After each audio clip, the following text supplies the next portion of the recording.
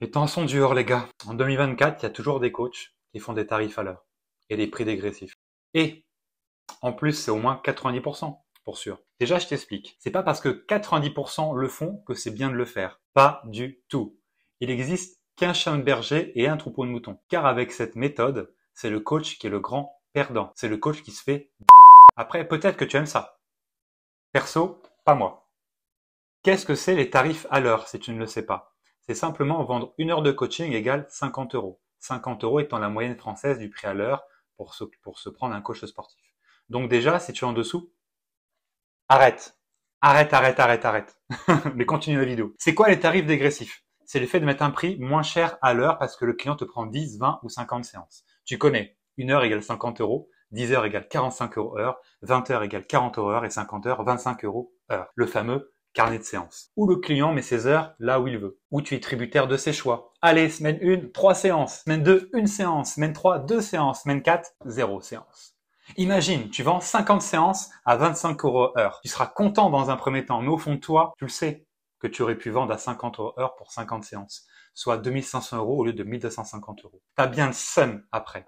Et surtout, tu auras tendance à traîner la patte. Tu seras moins engagé. Et je vais te dire une chose, ta cliente qui cherche un prix plus que le service n'est pas une bonne cliente pour toi. Faut mieux la perdre que de la gagner. Crois-moi, elle va être relou, venir en retard, poser des lapins, et ne pas avoir des résultats. Car 25 euros heure n'est pas assez douloureux pour elle, pour qu'elle fasse des efforts en dehors des séances. Puis vendre ton temps contre de l'argent, ok, mais de l'argent contre seulement ta présence, c'est plus que bof et dépassé. Elle fera quoi ta cliente les autres 167 heures que compose une semaine? Les 6 autres jours qu'elle ne t'a pas, je te le donne en 1000. Rien. Elle ne fera rien. Elle sera juste un peu moins sédentaire qu'avant, c'est tout. Réfléchis à ça. Encore une fois, tu te différencies comment? En faisant la même chose que les autres coachs, tu es un clone en fait, une pâle copie de coach numéro 1. Attends, je t'arrête tout de suite. Si tu fais 12 mois à 200 euros mois, alors que 3 mois chez toi c'est 250 euros par mois, c'est du dégressif caché, ni plus ni moins. Arrête de te mentir, fais-moi ce plaisir. Tu pourras enfin avancer et ne plus stagner, comme c'est le cas depuis des années. J'ai été étonné en faisant mes recherches pour cette vidéo que tous mes collègues aide-trainers fonctionnent encore ainsi et forment leurs coachs à faire pareil qu'eux. En aucun cas, c'est comme cela qu'on crée une offre irrésistible, et encore moins en baissant son prix pour n'importe quelle occasion. Saint-Valentin, Saint-Patrick, 14 juillet, Thanksgiving, pour les Américains, la nouvelle année, Noël. Le prix est un engagement. En baissant son prix pour n'importe quoi, pour n'importe quelle occasion, tu perds juste en crédibilité, et même en réputation. Que dira ton client qui a 60 euros heure et le nouveau qui a 40 euros heure quand ils se croiseront à la salle? Est-ce que le premier comprendra? Je ne crois pas. Surtout que c'est pour le même service. N'oublie pas une personne qui cherche le prix à tout prix est mauvaise pour ton business. Quand tu partiras en vacances, tu feras comment? Perte de revenus?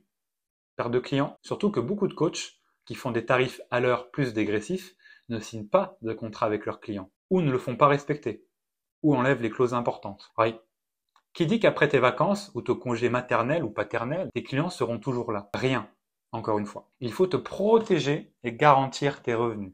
Pareil, tu prends du cash ou tu attends que tes clients te fassent le virement à des jours au hasard chaque mois? Si oui, mon gars, saisis-toi! Arrête de courir après ton argent. Tu dépenses ton énergie inutilement. Mets en place des prélèvements récurrents pour ne pas te faire avoir. Stripe ou GoCartless servent à ça.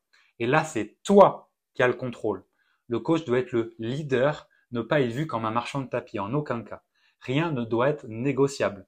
Pas d'amitié et ne subis pas tes émotions. En bref, en 2024, ces procédés précaires, archaïques, doivent s'arrêter de toute urgence. Si tu es encore dans ce genre de schéma, alors prends un audit business maintenant, au risque d'être toujours à la merci du peu de clients que tu as, et la réussite et la pérennité de ton entreprise en dépendent. Sinon, ce sera la clé sous la porte, alors qu'on a besoin de toi.